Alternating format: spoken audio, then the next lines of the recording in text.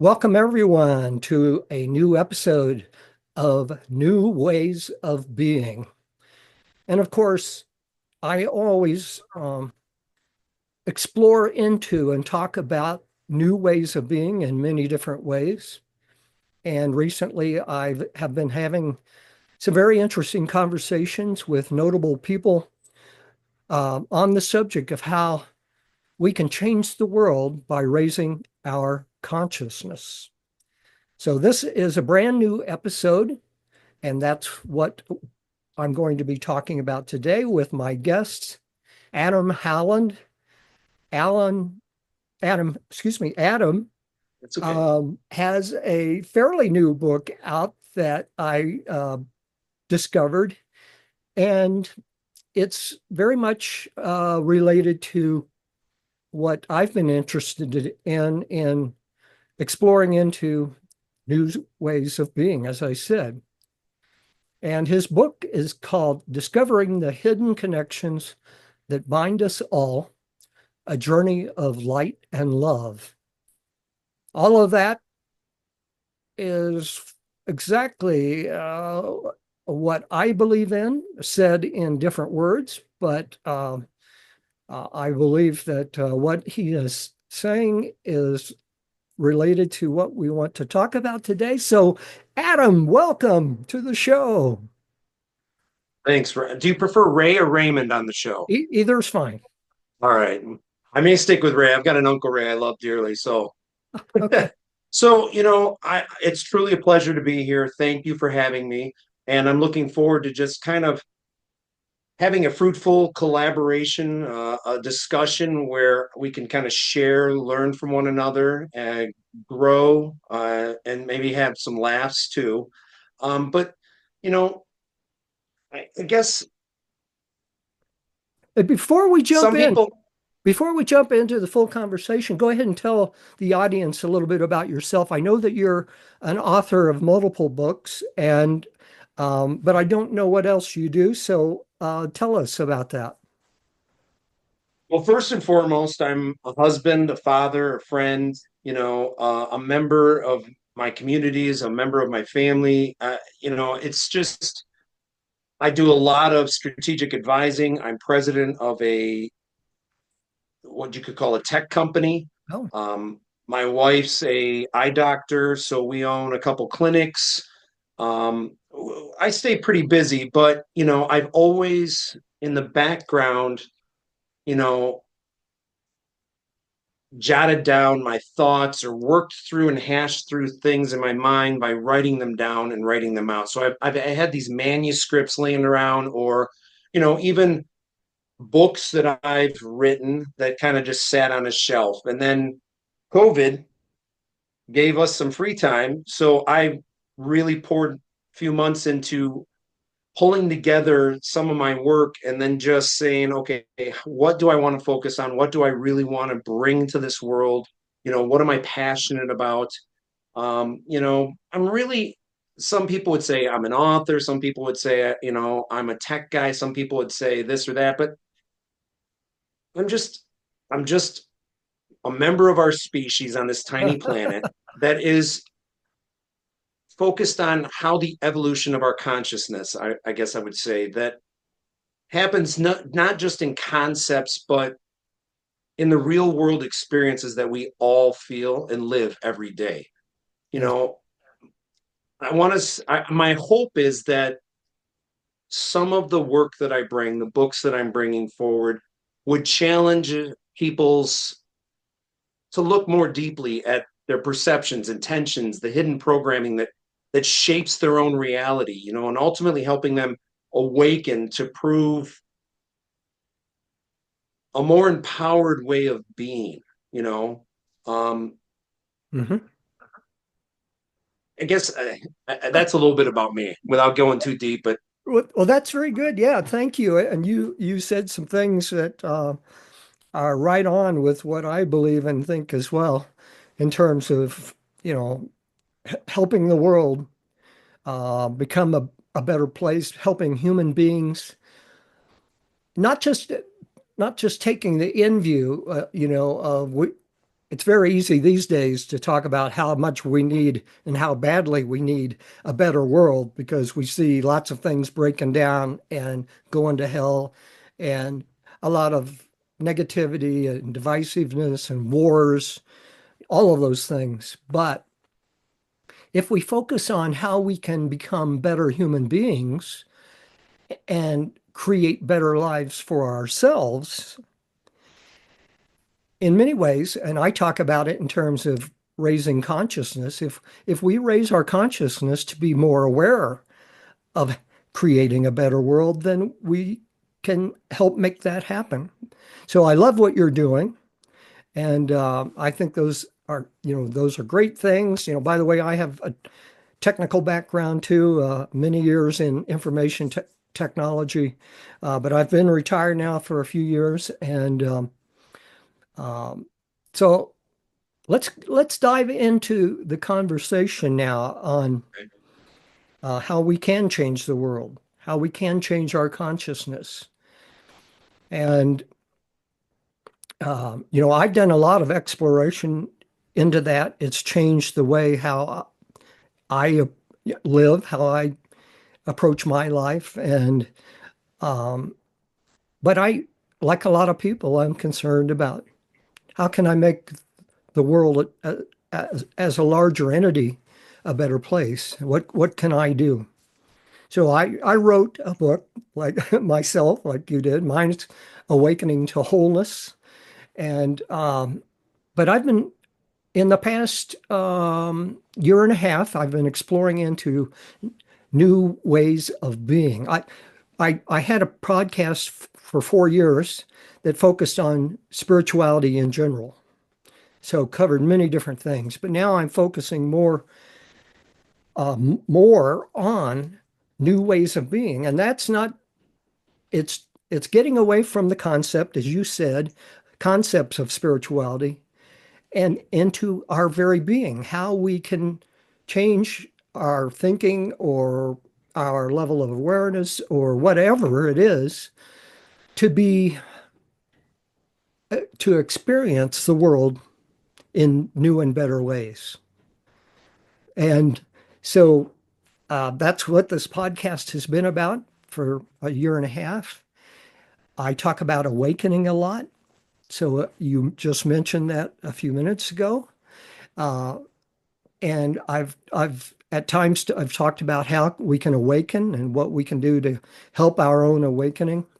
So I think we everyone's different and we take different paths, but I think we are very common in our interest in spirituality and changing the world to be a better place.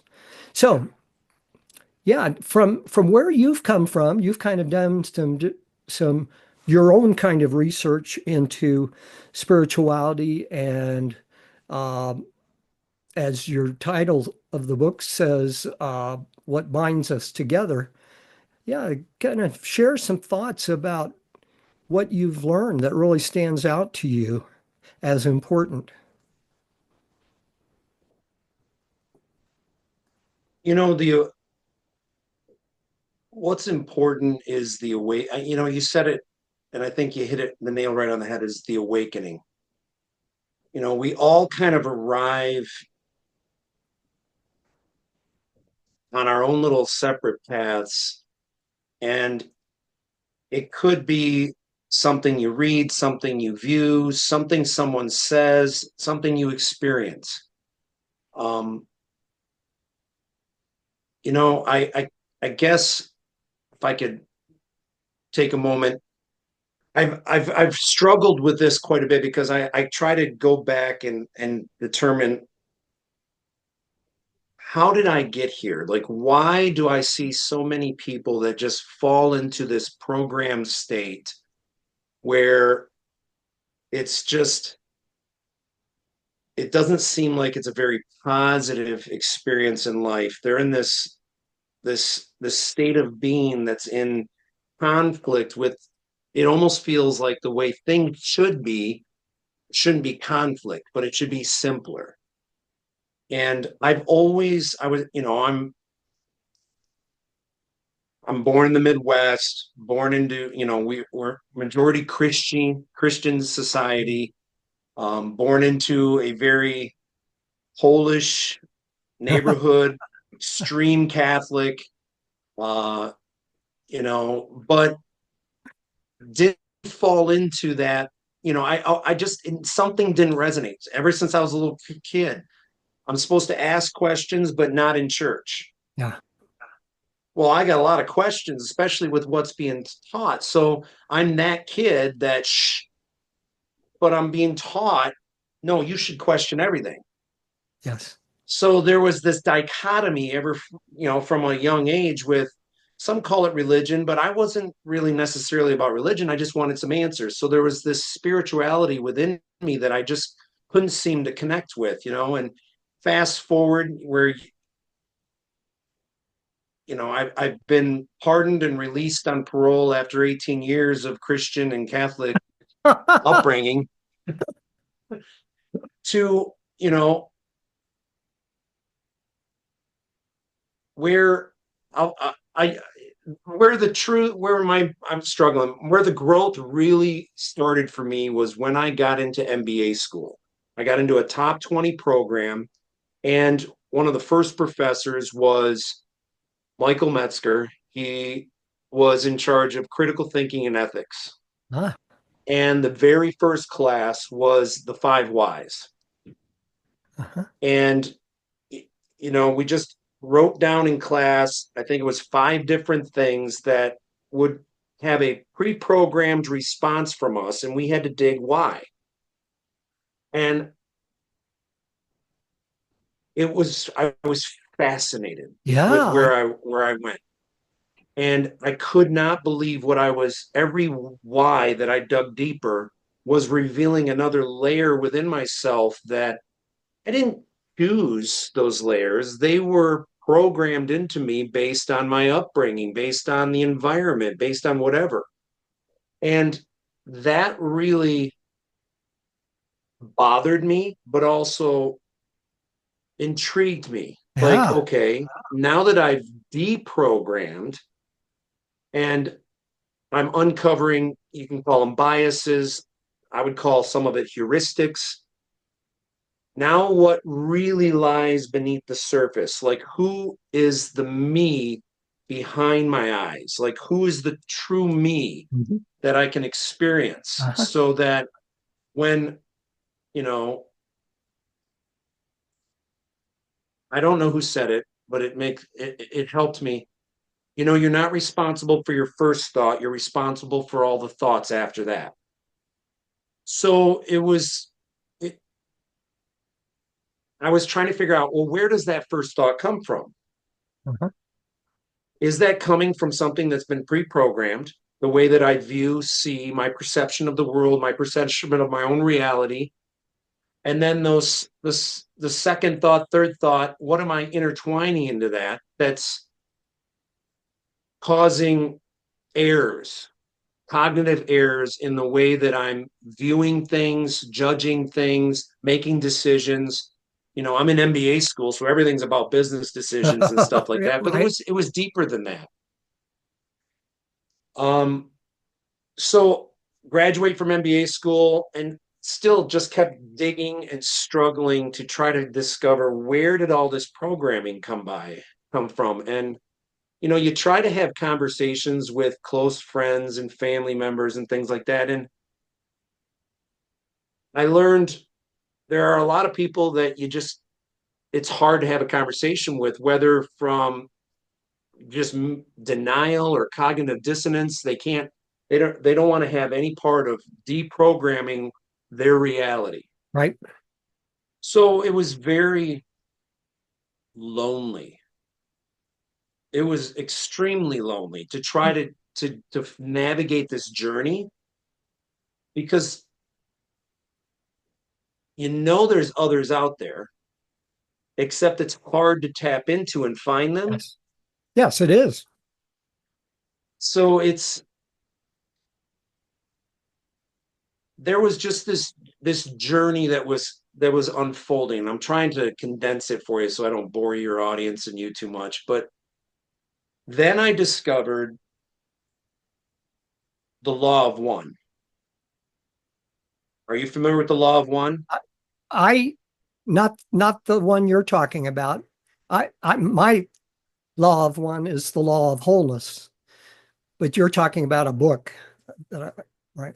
Well, I stumbled across the actual audio recordings of the 110 sessions that were conducted with this by these two researchers with this medium that Mhm. would go into this state, and And I channel. want to call it an echo, but she would bring voice to this presence that was channeling through her.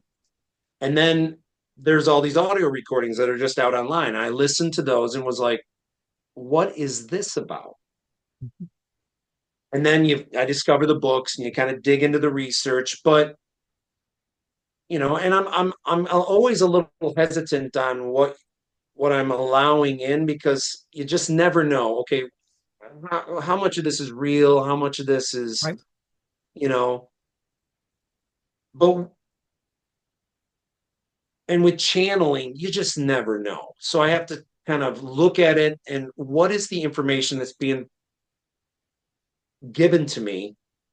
And what I took away from it was the same feeling that I'd had all along with there's something bigger, and we're all connected. And if you break it down, even if we want to apply science to the smallest unit possible on an atomic level, we're all made from the exact same substance. And we now know from science and from ancient literature that we are interconnected. Everything is interconnected. There's something that resonates and is connecting all of us, every single thing in the entire known universe, even in the unseen realm, it's connecting us. Yes. And we've learned light is more than just energy. There's actually a substance to it. We've learned that love can be measured. So it kind of brought me to this place where I started to examine light and love. Light and love seems to have some kind, even on an atomic level, there's this little burst of light when something happens and something's holding it together. So is it possible that that's light and love? And our definition of love, whatever, Yeah. some people like to get in this weird trying to define exactly what love is. Yeah. But it's I universal think love. it's an energy. Yeah, it's an energy that it's hard to explain, Hmm. but it can be felt. Hmm. And we know now that it can be measured. So I jotted down in several different diaries my thoughts about light, love, interconnectedness. But then along the way, I never gave up with, I want to understand, especially humans' instinct to just believe in, I don't Yes. remember who called it the God gene, but somehow we want to buy into religion, whether we're born into it or we're just trying to find it. But there's this, all we have the three monotheisms, then we have everything else that's come along. So I did a lot of research into Uh-huh. those. And to me, there seemed to be a constant theme or narrative through all of them, which had a being or a presence that would bring light, would bring love. Hmm. Hmm. And that really intrigued me. So I continued my research, dug in, and I just kept finding, whether it was the Sumerian tablets or you go back to the Akkadians, or you go back to the Babylonians, light, love, light, love, light, love. Well, one name started to stand out, and it's probably just from historical context, the name Ra. And then the name Ra over the the years came from, it was Marduk from the Babylonians, and the Sumerians called it, Anu, and, you know, then Christians called it Jesus. And I mean, there's just all the same Ra. And then even in the channeling, which kind of led me down this path, the she wasn't channeling one being. She Right. was channeling an consciousness. And that consciousness referred to themselves as Ra. Okay. Okay. That's interesting. And So, let me interrupt for just a no, couple of go minutes ahead. here. Sorry. You know, uh, first of all, you and I have quite a bit of commonality. I was raised a Catholic, except from German heritage as opposed to Polish. Uh, and I ended up questioning that a lot as well. And that certainly influenced me. Um, but and then I ended up being an atheist for 20 some years. And then something very spiritual happened to me that made me open up and realize I needed to explore into this to find out more. And so one of the things that you were saying is that how important it is to ask yourself questions. And I believe that completely. I think one of the most important questions is who am I or what am I? Yes, I'm this body, but there's more. I know there's more. What am I? So it can be a very deep question. Um, and I got into that exploration, and I think those questions are super important to exploring new ways of being because it turns out to me, and I think all of your research is pointing to this same thing, that the most important question is who am I or what am I? What am I really made of? What makes me tick? Why am I this programmed person, and how do I change that programming? Now I now speak of Yes. that in terms of changing our consciousness, but it's the same thing. In the realm of spirituality, the the common world of spirituality, they talk a lot about ego, spiritual ego, not psychological ego. And spiritual ego is a way of saying, pointing to that programming. It's mental programming. Most people are stuck in their mind thinking thoughts continuously. Some people learn to shift into more powerful states that are based in awareness, being aware of themselves at a deeper level. And so, you know, you and I have gone into exploration in very different ways in some ways, but very similar ways uh, in other ways. So um, I love what you've been talking about. It's I think a lot of people have gone through.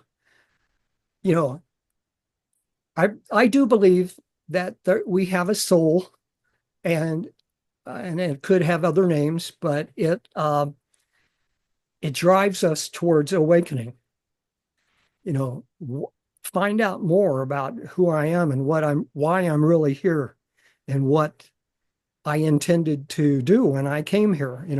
And of course that implies um, multiple lives, or there's another word for it. It's not coming to me right at the moment, but without going into all of that, these are still very important aspects for people to think about if they want to change their lives.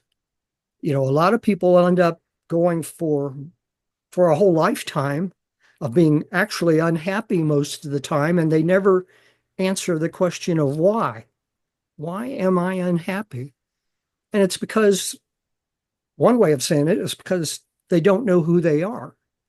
And they're not satisfying something in their life, changing something in themselves that would make the difference, that would end up seeing themselves and the world in a more positive light, perhaps. So, I think we've been very much on similar paths, but different paths. So that makes it interesting. You're the first that person I've talked to in all my interview conversations that have been aware of this. I would call it a group of ascended masters who call themselves Ra that have been channeled. Now, one of the big influences in my life that happened in very recent years, it's been within the last 2 years, is I became aware of a book called The Wisdom of the Council. Don't know if you ever discovered that, but if you haven't, you should dig into it. A woman named Sarah Landon channels a group of ascended masters that call themselves the Council. And of course, there are many others out there. There are other groups. I channel a group of beings that call themselves the Council of Highly Evolved Beings. So I know something about channeling myself, but so it is one way of learning or gaining new information and insights into the nature of the universe, because those beings are a part of this great whole of the universe. This is the way I see it. They're a part of this great intelligence and consciousness in the universe, and they want to share their knowledge for the good of humanity or could be other species on other planets. And so I think this is all good stuff, and we can all learn from these if we explore into them and investigate them and determine if they seem to be, true, valid channeling that's going on. And I don't know that it matters too much about sources of knowledge like that, except they are individual beings. And I believe human beings are individuated divinity. They're individuated parts of the divine, and they have their own personality. We all have our own personalities. We have our own sense of consciousness. Now, I happen to believe that it's all part of one consciousness, but it can be, what we're talking about can be expressed in many different ways. So, but you're the first that I've run into that have explored into this group called Ra, and and I got very into a group called the Council, and there are others. So many people gain this knowledge from many different sources, and I think many of them, but probably not all. A couple I explored didn't seem totally valid to me, but so you have to investigate. So, but it's a way of gaining knowledge. I think that's a great thing. But I just wanted to comment. I've talked to many different people who have come by what they believe from many different sources. You happen to be the first one I've run into that has investigated Ra, and evidently it's been around a long time. So there probably are a lot of people who are actually aware of it. I just was not. But so I think, the particulars of that may not matter so much, but one way of looking at it would be that the universe is intelligent. It is, I believe it is alive, because some sources have told me or have, I don't know if you're familiar with the books Conversations with God. Are you familiar with those? Heard of it. I haven't read it. A guy named Neil Donald Walsh had conversations with God. That is channeling.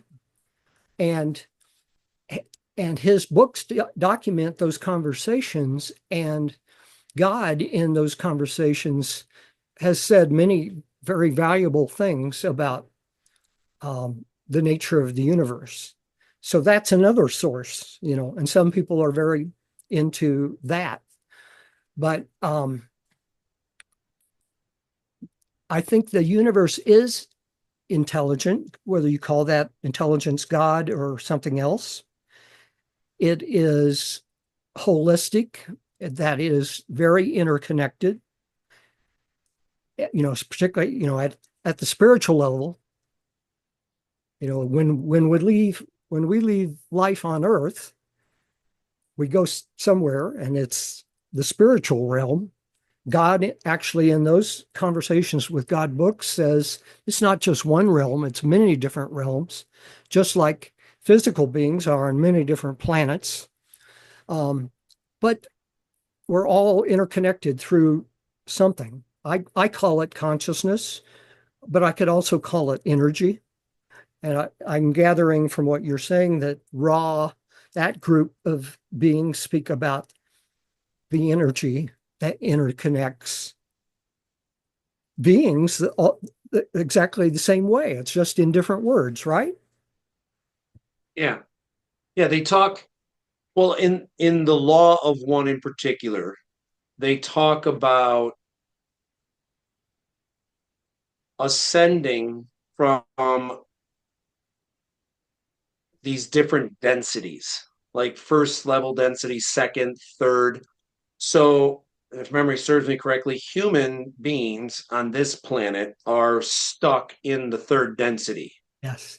And what they're trying to do, this consciousness, is help humanity along by helping us to ascend to the next level of density. Yes. Because they're at like a seventh level of density. And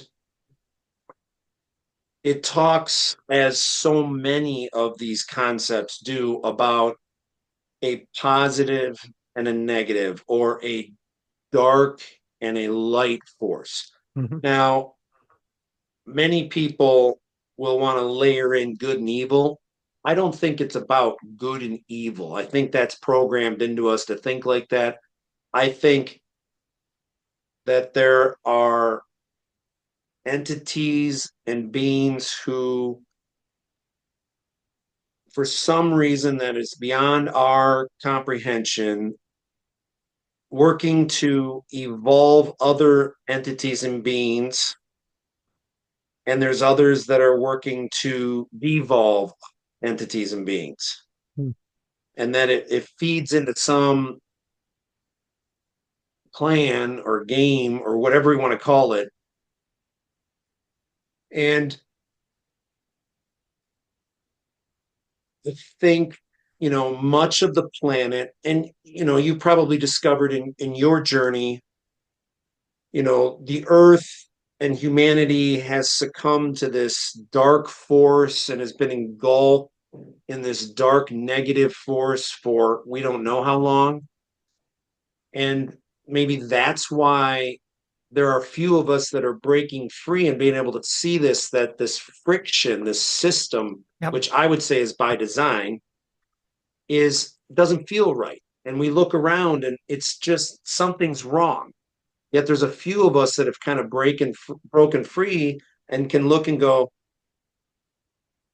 hey, everybody, wait a minute. There's a different way to exist. There's a different way to look at everything, to feel, to experience everything. What we've been taught is wrong. If we can all just slow down and take a different look at things. If Yes. that makes any sense. I mean, Yeah, I see a lot of commonality with what you've been talking about. Uh, Many different spiritual beliefs talk about it in different ways. It's very common terminology in the spiritual but not religious community right. uh, these days to talk about. It's more common to call it third dimension and fourth dimension and fifth dimension and higher. So that idea of levels is very much a common thing, and I believe that as well. I put it in terms of raising to higher consciousness, from one level to another, becoming more aware of and becoming more, awareness is this interesting thing because you've probably heard the expression, a quote from Albert Einstein, that a problem cannot be solved at the same level of consciousness at the level that it was created. To solve most problems, you have to come to a higher level of awareness to understand why things are bad at a lower level, and in order to be able to change things. So, and the light and dark, I a lot of people see it in a lot of different ways. Now, I see the universe as one whole, and I see it as all good. And we can go deep into that, but I want to shift the conversation a Go bit ahead. now, um, uh, because let's the focus I think we need to talk about now is, what have you learned about how to change your own level of being in the world, which involves your thinking, your awareness, your own self-awareness or awareness of others, etc., that that we can, that might help people change something in themselves. So I talk about raising our consciousness, and I feel like it begins with self-awareness. And you were kind of pointing that in your earlier conversation. You were working on your own self-awareness and asking yourself questions. So that is one way. Now, I don't know if you talk in your book about how you can be uh, how the reader of your book could become more aware of light and love and change their life as a result. But that would be very helpful, I think, to the listeners. So, and I'm going to I'm going to kind of step back a little bit because you made a comment about the book, and I want to full transparency. So, the book that you're referencing was my first attempt at self-publishing, and it was an exercise more for lessons learned on how to properly launch future books. Oh, okay. And you probably downloaded, I'm assuming, from Amazon. Yes. Okay. And what you should have gotten was the new book, which is both a workbook and the book combined. So it's much okay. So it's just the book. I The got book this was mainly, a 41 page book and no booklet.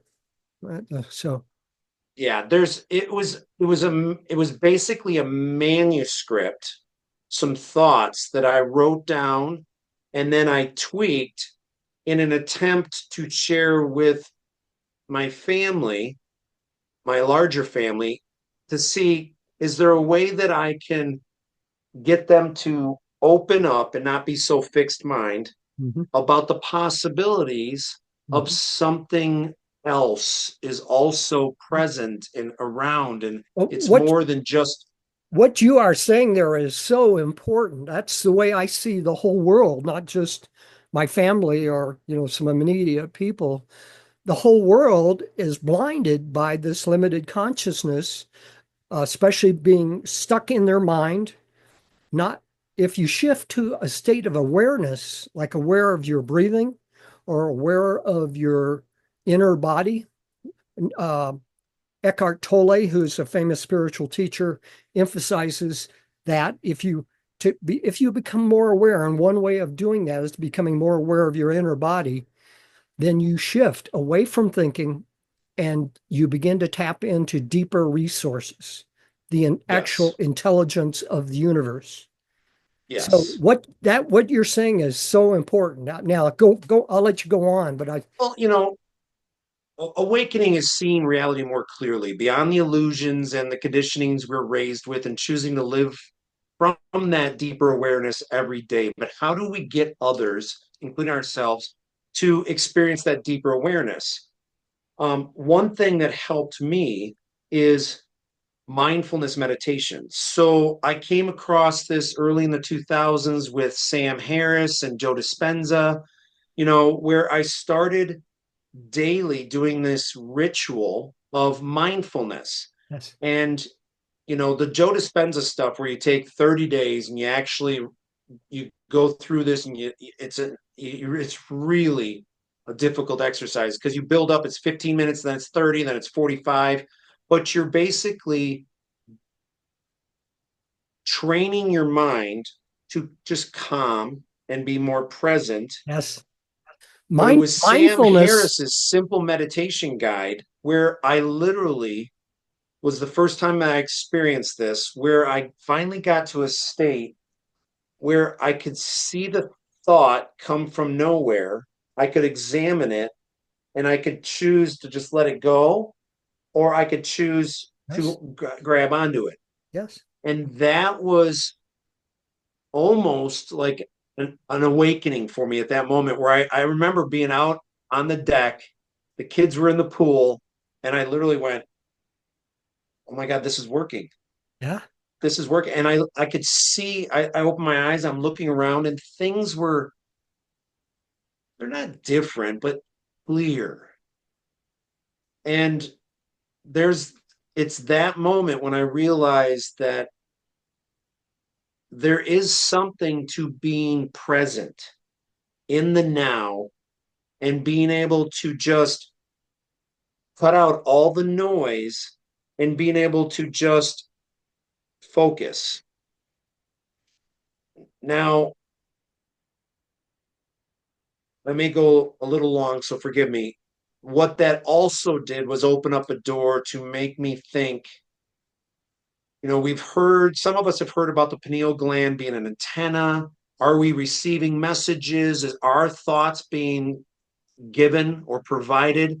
Is this journey that I'm experiencing, do I have guides that are guiding me? And it was at that moment also out on the deck, the kids in the pool, when I started to think, these thoughts are coming from somewhere. Like maybe I need to surrender my fight with this experience and just start surrendering to these messages. I hate to say it that way, but everybody says they want to own their thoughts, free will. And I'm going, yeah, but where'd that first thought come from? Honestly, where did you think that? I can suggest a red fire truck and a pink dump truck, and you're going to envision it, and it's in your head now. But when you're sitting there idle and nothing, and a thought comes in, where does it come from? You, or is it something else? So anyway, I mean, Well, that there's an awakening that happens, and I think the best thing for people is to find a mindfulness meditation, start slow, maybe 6 to 10 minutes, that resonates with them, that can help them build this muscle up here to just be present. yes, that's excellent. And uh, I could say mindfulness at one level is another word for awareness, or it's another way of becoming more aware. And that's really what it is. Yeah. It's a way of becoming more aware, and it's different than what most people do in meditation. So meditation can be very good for calming down and calming your mind, but it does not necessarily train you very effectively to be more aware more of the time. But mindfulness practices, I think, do. I think they do train you to be more aware more of the time. And Yeah. that's very good. And awareness automatically shifts you into present moment. You are aware right now, not some other time. In your thoughts uh, to often take you to the past or the future. But mindfulness brings you into the now, which is very powerful and very good. Also, as far as where his thoughts come from, that's an interesting question, and it's good you brought it up. And I believe that it can come from the collective consciousness, but it can also come from the one, what I call the one consciousness, or God, or the divine, or uh, a higher intelligence or deeper intelligence, however you want to look at it. So, yeah, you're right. The thoughts do come from somewhere, and we should pay attention to that, because when we're stuck, most people are stuck in total thinking, and they can't break free from that long enough to ask themselves questions that are useful, like who am I and what am I? Or, where did that thought come from? And is that a thought that I even want to pursue? Instead, they Yeah. just follow that thought off down some trail that doesn't take them where they want to go. So the kinds of things you're bringing up are important. So thank you. Thank you. So, but it's interesting, yeah, and people talk about these ideas in many different ways, and that's a necessary thing. We haven't necessarily developed um, a terminology that's common to everyone, but these are good ideas to talk about. And I think becoming more aware, more mindful is one of the most important things that people can do. To your point, without self-awareness, we are unconscious reactors to life. Yes. Without truth, we build realities based on illusions that eventually collapse both personally and I think society. And I think, there's so much noise. And, I talk to loved ones, people I care about, and you try to have some kind of breakthrough. And it's difficult because I think most people think they're self-aware. They think they know who they are. But in reality, do they? It almost seems like they've been told this is who you are. We're programmed on this is how you fit in. This Mm. is our societal norms. This is the contract you're going to have with society. So you're just going to sign it without knowing you signed it. And then their level of, well, I'm pausing and I'm taking a break is it's not actually pausing and taking a break to become more self-aware. It's being distracted or numbing themselves to whatever other noise is happening. And that's where the true challenge, I think, for people like you and I and others who, we want to help this world thrive and flourish. We want to have a positive impact, but how do you break through? How do you write or communicate or say something or show something that resonates with somebody just enough that they can have that same moment where somehow in our lives we had that moment and it was just a brief glimpse that made us go, oh, wait a minute, I got to dig deeper. Yes. So, begin questioning with our own perceptions. Where do those perceptions come from? It's a challenge, but I think, well, at least for me, if I don't attempt it, I didn't fulfill whatever purpose was assigned to me with the gift of life on being present right now. Yes. Somehow I failed because I was made aware. I was somehow wired this way to where I want to question things. I want to know more and I want to help others. That you know if I can write a book or two or three books and it sells one copy and makes one person wake up, that's all that it was about. That's it. Yes. Now of course we'd love to do it at scale Yeah. and So change the consciousness of entire society, but I love that you've been talking about this, and we've been talking about this. That that whole issue of how we help others to have that little breakthrough, uh, even if it's not a full awakening, just that little first breakthrough of exploring into, and it's to me, it should be very much driven by if people could stop long enough to ask themselves the question, am I really happy with myself and what I'm doing in the world? And I think most people, if they were honest, would say, no, I'm not really happy. I don't, I know that something's not what I would like it to be, but I don't know what to change. And that whole big question of how other people can be helped to take that little pause that you were talking about and think about something else, think about themselves in a somewhat different way that would open the door to answer that question. What would make me happy? What would make a difference in my own life? Now, most people are rightfully going to be most concerned about themselves, not the world as a whole. But we can change the world, I believe, if we help enough people ask that question. And Yeah. yeah, so I think this is really important stuff that we're talking about right now. This is, um, yeah. Well, thank you for So having a platform to share my thoughts with somebody of like-mindedness that, it's there's not a lot of us out there.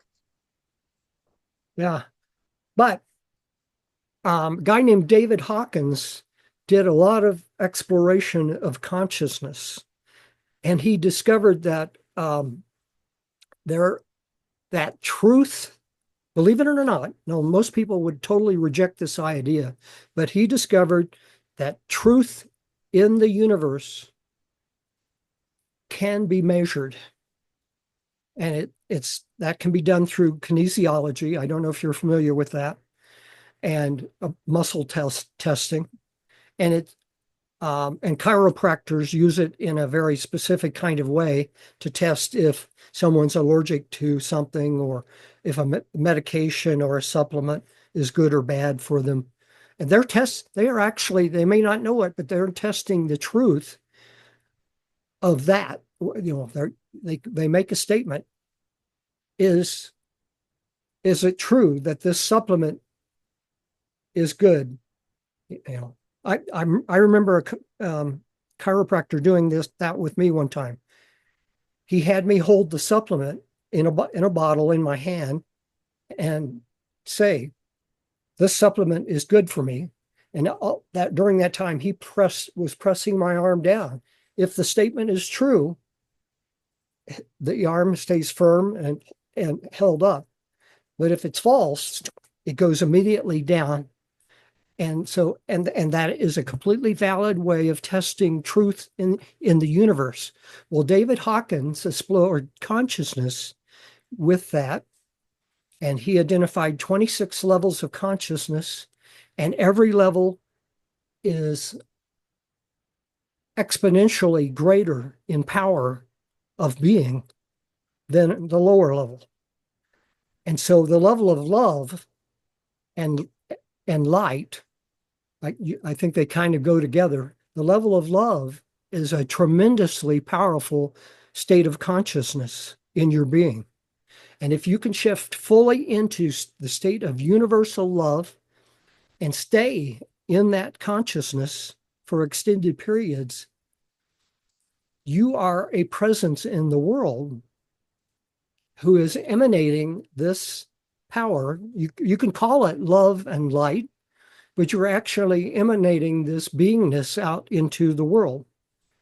And if enough people do that, because it is so powerful, it will begin to change the world. If you do it long enough, you will influence others around you.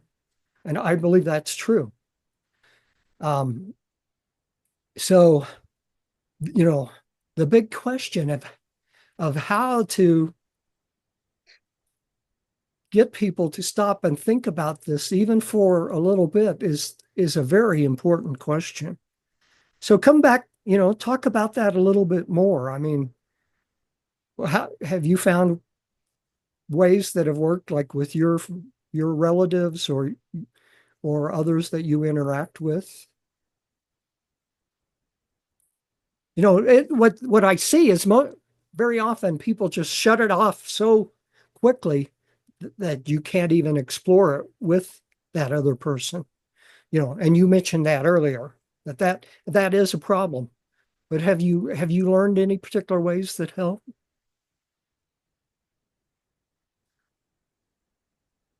Well,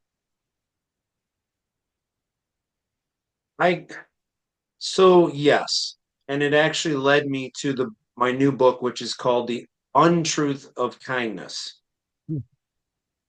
I from attempting to have conversations with people close to me that I care about, friends, family, colleagues, and get them to just explore the possibilities. Not by pushing, but by asking questions, Mhm. trying to learn more about others, what they, not their necessarily their beliefs, but, and you got to tread lightly because sometimes if they're totally ingrained in some religion, that's a different approach and a different conversation.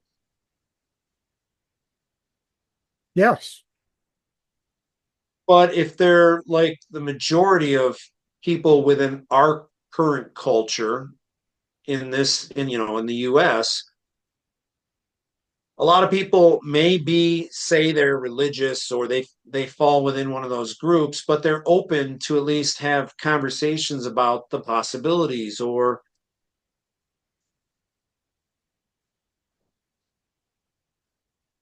what I've learned is that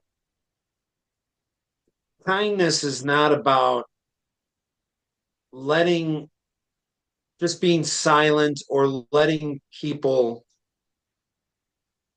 not challenge their own thoughts or beliefs, but about being empathetically honest with them about possibilities of other ways of seeing the world.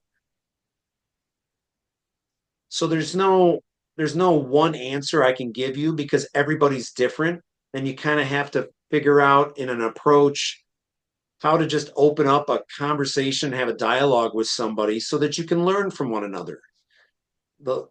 As somebody who also looked into atheism and kind of was down that path, I learned, you know, sometimes you just don't want to push on others because it just doesn't work. Right. People wall up right away, defenses go up, and they're closed off, and you're not getting through no matter what you want to do. So it's more in just questioning and truly empathizing. Like, I want to understand more about how you see things, how you view things. So, and lots of times you're going to find out that most people, at least in my experience, haven't really dug beyond the initial thought. They don't know why they see it. They don't know why they view it. They just do. That's Mhm. the way it's been. That's the way I was raised. That's the way I was taught.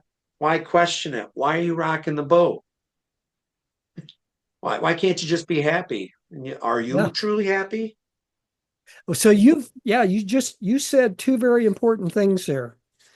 It I think it is a very good technique to ask questions rather than pushing your idea or whatever. Ask questions. That is a better way to get people to open up to thinking and allowing a new possibility in their own mind. Yeah, yeah.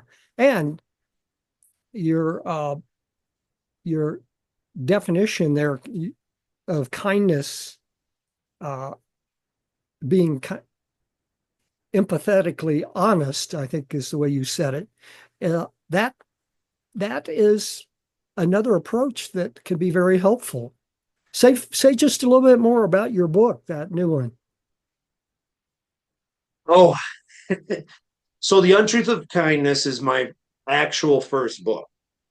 Oh, There's a couple others that I self-published, put out there. This one was, I really sat down with the intention of bringing together things that I've worked on and on having a book mhm, that I can put out there. But it was more because I have a family member that I simply struggle with communicating with, and it had bothered me. mhm. And I hear in my professional life, I hear from people I'm consulting with as I'm advising, everyone loves to spew kindness, kindness, kindness. Even all the memes and all the gifts that you see on social media, and you look at it and you go, that's not kindness. That's you're enabling them. You're not giving a harsh perspective. You're not giving them a critique. You're not helping them grow. You're softening their development. You're not helping them at all. Mhm. And, I used to call it brutal honesty. And my wife's like, man, brutal is a wrong word. And I'm like, but there's there's something to being honest with people. Um, I can't believe I had broccoli in my teeth the whole dinner. Why didn't you tell me? I didn't want to embarrass you. Oh, okay. Something as simple as that. So even leaders in their professional life, in the development of mentees or people that you're in charge of your family, there's an approach that I think is, an honest approach that if we just all stopped living in our own comfort because we don't want to be discomfort when we tell people honestly what's going on, if we just found a way to be empathetically honest with others, we're not only unleashing truth into the world, but we're helping others develop and grow. So, through my struggles with trying to communicate these thoughts, and I'm not, when you and I say push our ideas, maybe that's the wrong terminology because I'm not trying to push my ideas. I know what I don't know.